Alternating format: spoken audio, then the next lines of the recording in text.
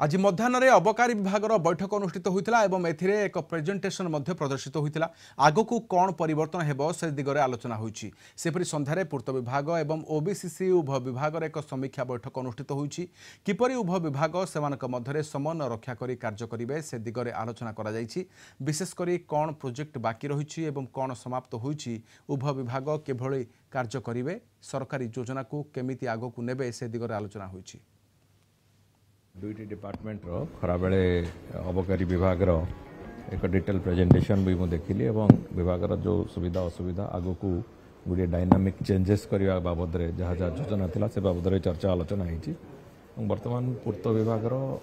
विशेषकर पूर्त विभाग एवं ओबीसीसी दुईटी जाक विभाग एवं कॉर्पोरेशन दुईटी जाकर आज पूरापूरी भाव में एक समीक्षा बैठक भली जहाँ जहाँ कम चली पेंडिंग प्रोजेक्ट्स एवं कंटिन्यूइंग प्रोजेक्ट्स एवं आगामी दिन योजना कौन अच्छी सब बाबद